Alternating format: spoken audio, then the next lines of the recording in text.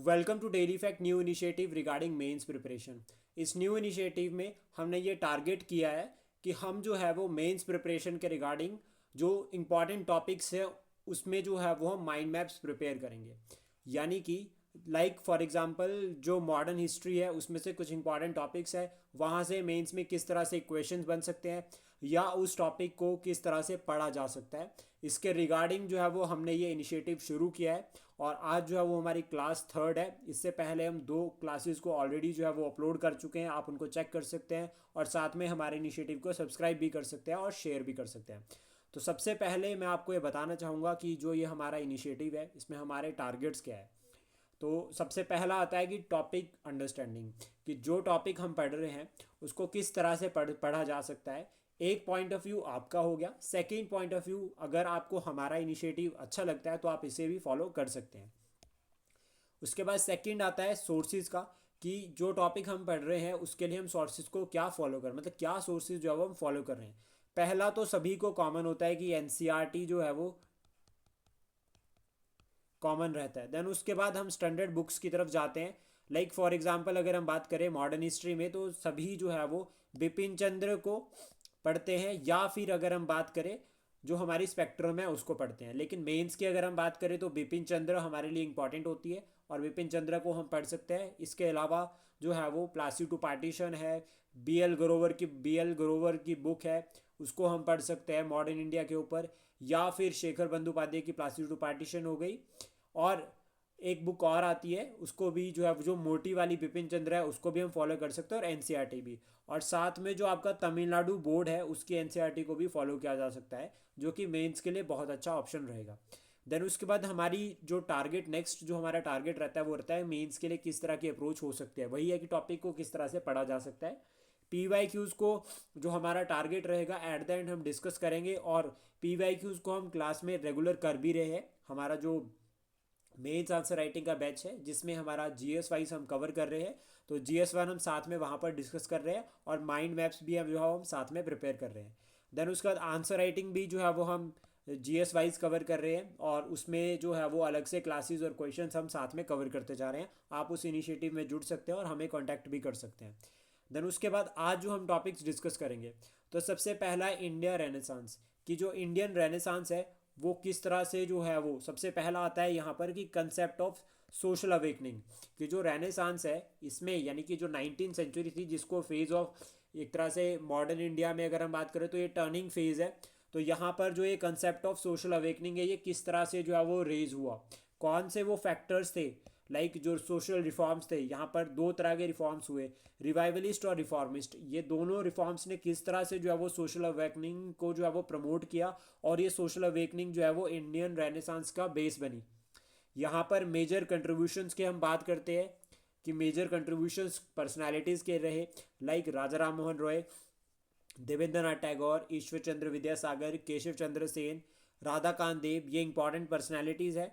और social consciousness ये बहुत इंपॉर्टेंट पिलर है कि ये जो मेजर कंट्रीब्यूशंस हुए ये जो है वो रिजल्ट थे सोशल कॉन्शियसनेस का, और इन्होंने सोशल कॉन्शियसनेस को स्प्रेड भी किया।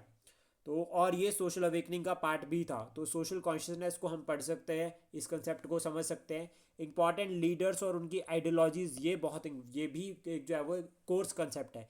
लीडर्स राजा राम मोहन रॉय, तो उन्होंने जो प्रिंसिपल जो कंसेप्ट को फॉलो किया उनको हम जो है वो पढ़ सकते हैं। देवेंद्र नाथ टैगोर जी की क्या आइडियोलॉजी थी, या ज्योतिराव फुले जी जो है वो क्या सोचते थे, उनके क्या विचारधारा थी, किस तरह से जो है वो रिफॉर्म्स इंट्रोड्यूस करे, वो हम देख सकते हैं यहाँ पे।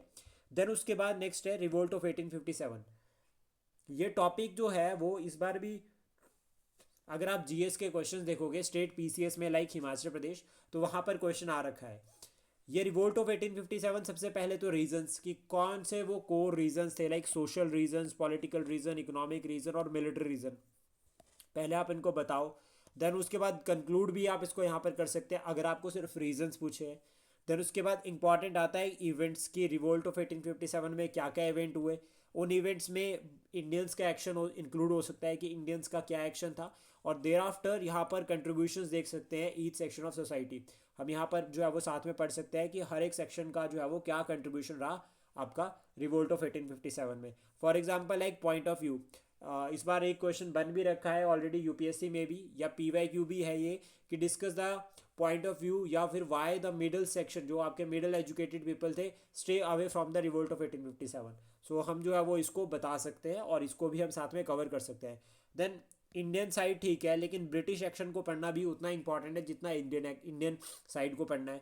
तो हम इंडियन साइड पे, ब्रिटिश साइड पे हम बता सकते हैं कि ब्रिटिशर्स ने क्या पॉलिसीज़ को फॉलो किया, किस तरह से सेपरेशन किया और फाइनल रिजल्ट क्या था, उसको भी हम लिंक कर सकते हैं। फिर रिवोल्ट ऑफ 1857 को जब हम लिंक करेंगे यहाँ पे, तो फेलियर रीजंस को हमें ध्यान देना है कि क्यों ये रिवोल्ट फेल हुआ। फिर उसके बाद सिग्निफिकेंस रिवोल्ट का फॉर ब्रिटिशर्स क्या था, चेंजेस किए एडमिनिस्ट्रेशन में, फॉर एग्जांपल कंपनी से क्राउन रूल की तरफ चले गए।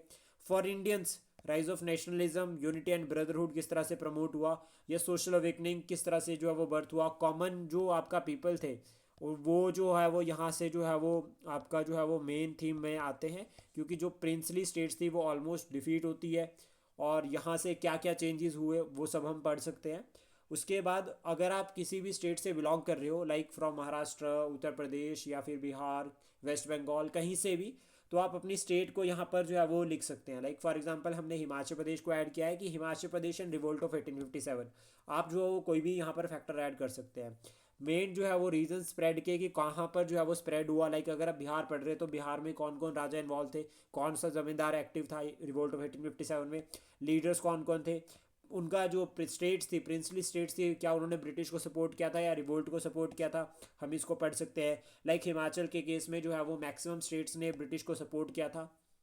उसके बाद इम्पैक्ट पढ़ सकते हैं कि जो रीजन है उसके ऊपर क्या इम्पैक्ट पड़ा, यानी कि पर्टिकुलर रीजन पर क्या इम्पैक्ट पड़ रहा है, ये भी इंपॉर्टेंट रहता है, क्योंकि अभी क्वेश्चन जो है वो मल्टी डायमेंशनल अप्रोच के साथ पूछा जा रहा है, तो इसलिए हमारे लिए ये इंपॉर्टेंट रहेगा। देन उसके बाद एक important topic last year question यहाँ से बना था, अपराइजिंग बिफोर 1857, कि जो 1857 है उससे पहले जो अपराइजिंग रही उसको हम जो है वो किस अप्रोच के साथ पढ़ सकते हैं या कवर कर सकते हैं, ये बहुत इंपॉर्टेंट है। तो यहाँ पर जो अपराइजिंग आती है वो हम 3 हेड्स में डिवाइड करके पढ़ सकते हैं। सबसे पहले civil uprising, then peasant uprising और ट्राइबल अपराइजिंग। अब एक पॉइंट यहाँ पर समझो कि दोनों के जो रीजन या तीनों के जो रीजंस है वो हमेशा कॉमन रहने वाले हैं, यानी कि कुछ जो है वो कॉमन ग्राउंड्स हो सकते हैं, तो हम उनको लिख सकते हैं। देन उसके बाद यहाँ पर मेन लीडर्स को पढ़ना है कि कौन कौन से इंपॉर्टेंट लीडर्स हैं, और ब्रिटिश का क्या एक्शन है, ब्रिटिशर्स ने क्या एक्शन लिया, और कॉन्सिक्वेंसेज या सिग्निफिकेंस जो है वो क्या रहा अपराइजिंग का बिफोर 1857, तो उनको हम जो है वो एक साथ में पढ़ सकते हैं। देन उसके बाद राइज ऑफ नेशनलिज्म, ये बहुत ज़्यादा इंपॉर्टेंट टॉपिक है कि किस तरह से जो है वो नेशनलिज्म जो है वो ग्रो करता है, ये एक इंपॉर्टेंट कंसेप्ट है, जिसमें सबसे पहला आता है कि कौन कौन से फैक्टर्स जो है वो रिस्पॉन्सिबल है birth of nationalism in India. Then उसके बाद contribution by the various intellectual leaders, for example Raja Ram Mohan Roy, Debendranath Tagore, Dadabhai नरोजे, इनके जो है वो जो कंट्रीब्यूशन है हम उनको पढ़ सकते हैं। फॉरेन इन्फ्लुएंस को हम पढ़ सकते हैं, जिसमें रशियन एंड फ्रेंच रेवोल्यूशन दो इंपॉर्टेंट है। Like from Russian revolution social economic and political justice, liberty equality and fraternity, from the French revolution, इनको हम जो है वो पढ़ सकते हैं किस तरह से कंट्रीब्यूट किए। और फॉर्मेशन ऑफ ऑर्गेनाइजेशंस की जो आपकी वेरियस ऑर्गेनाइजेशंस रही जिन्होंने रोल प्ले किया, लाइक जमींदारी एसोसिएशन, उन्होंने जो है वो शुरुआत करी, ब्रह्मो समाज, आर्य समाज, ये सभी को हम पढ़ सकते हैं रिगार्डिंग सोशल रिफॉर्म्स, और इन्होंने कहीं ना कहीं in the under the banner of social reforms nationalism को जो है वो भारत में स्प्रेड किया। देन उसके बाद मोस्ट इंपॉर्टेंट चैप्टर, ये वेरी वेरी इंपॉर्टेंट चैप्टर भी हम इसको कह सकते हैं, that is your education system. Education system British time पे यानी कि 19th सेंचुरी में किस तरह का था। तो सबसे पहले तो ट्रेडिशनल एजुकेशन सिस्टम के बारे में हम बात कर सकते हैं, जिसमें हम ये बोल सकते हैं कि भारत जो है वो एक वैदिक जो ट्रेडिशन था, जिसमें जो है वो ब्राह्मण को संस्कृत की फॉर्मेट में एजुकेशन, पाठशाला और मदरसा थी, जिसमें सबका अलग अलग सिस्टम था एजुकेशन के लिए, उसको हम इंक्लूड कर सकते हैं यहाँ पे। ब्रिटिशर्स ने किस तरह से ट्रांसफॉर्म किया हम वो बता सकते हैं। इनिशिएटिव्स हम यहाँ पर बता सकते हैं कि क्या क्या जो है वो मेजर इनिशिएटिव्स थे। वेस्टर्न सिस्टम ऑफ एजुकेशन था क्या और किस तरह से इफेक्ट किया भारत को, ये भी हम जो है वो पढ़ सकते हैं। ब्रिटिशर्स के इनिशिएटिव, जिसमें 19th सेंचुरी के जितने भी इनिशिएटिव आते हैं 1813 के एक्ट से, चार्टर एक्ट 1813 में, जिसमें 1 लाख रुपए कहा गया था खर्चा करना से लेकर हंटर कमीशन तक, ये सभी हम कवर कर सकते हैं। और साथ में इंडियंस का रोल भी हम पढ़ेंगे कि कौन से भारतीय ने किस तरह का रोल प्ले किया। ये क्वेश्चन बन सकता है जब हम जो है वो आइडियोलॉजी पर चलते हैं। लाइक फॉर एग्जांपल अगर हम बात करते हैं दादा भाई नौरोजे, या फिर अगर हम बात करते हैं ईश्वर चंद्र विद्यासागर की, तो विद्यासागर जी ने जो है वो मास एजुकेशन और वुमेन एजुकेशन के लिए जो है वो बहुत रोल प्ले किया है, तो उसको हम पढ़ सकते हैं साथ में। देन उसके बाद एजुकेशन के बाद एक इंपॉर्टेंट चैप्टर आता है, that is your formation of INC. ये जो इंडियन नेशनल कांग्रेस की फॉर्मेशन है ये बहुत इंपॉर्टेंट है। 1885 ईयर बहुत ज़्यादा इंपॉर्टेंट रहता है। और जब भी हम मेंस में जो है वो आंसर राइटिंग या कंटेंट प्रिपेयर करते हैं तो हमेशा कोशिश कीजिएगा कि अगर आप कोई ऐसा स्टैटिक फैक्ट लिख रहे हैं पेपर में जो कि बहुत ज़्यादा इंपॉर्टेंट है, तो वो हमें हमेशा करेक्ट लिखना है, सही लिखना है, ताकि हमें प्रॉपर नंबर मिले। रीजंस क्या थे, आईएनसी को क्यों बनाया गया, क्या कारण थे, क्या वो कंडीशंस रही जब ये आईएनसी बनी, कौन कौन सी थ्योरीज जो है वो फॉर्मेशन से लिंक करती है, लाइक सेफ्टी वाल्व थ्योरी हो गया, लाइटनिंग कंडक्टर थ्योरी हो गया, या कोई और थ्योरी है, उसको हम पढ़ सकते हैं। डायरेक्ट क्वेश्चन एग्जाम में आता है पेपर में। देन उसके बाद सिग्निफिकेंस की हम बात कर सकते हैं कि जब आईएनसी बनी तो उसका सिग्निफिकेंस क्या था, उसका प्रोसीजर क्या था, किस तरह से जो है वो एक प्रोसीजर हो गया, और सेकंड वर्किंग हो गया कि वर्किंग किस तरह से कर रहे थे, और मेंबर्स ने किस तरह से जो है वो ज्वाइन किया। देन उसके बाद ऑर्गेनाइजेशंस हम बिफोर आईएनसी भी पढ़ सकते हैं, और इनको पढ़ने का जो बेस्ट ऑप्शन रहेगा वो ये रहेगा कि बॉम्बे में कौन सी ऑर्गेनाइजेशन थी, मद्रास में कौन सी थी, और बंगाल में कौन सी थी। जब हम इस तरह से कवर करते हैं तो एक जो है वो क्या होता है फैक्टर कि हमें ना लर्न करना जो है वो ईजी हो जाएगा। जब ईजी होगा तो कंसेप्ट याद रहेंगे, और जब याद रहेंगे तो लिख पाएंगे। तो इसको हम अप्लाई कर सकते हैं। बॉम्बे में क्यों बनाई गई, क्या कारण थे, मद्रास में क्यों बनी, या बंगाल में क्यों नेशनलिज्म जो है वो बहुत ज़्यादा स्प्रेड हुआ, इसको भी हम इसी के साथ पढ़ सकते हैं। और साथ में हम जो है वो ऑर्गेनाइजेशंस थी इनकी अप्रोच को ज़रूर देखेंगे। लाइक फॉर एग्जांपल जो आपकी ईस्ट इंडिया एसोसिएशन थी उसका मेन टारगेट क्या था।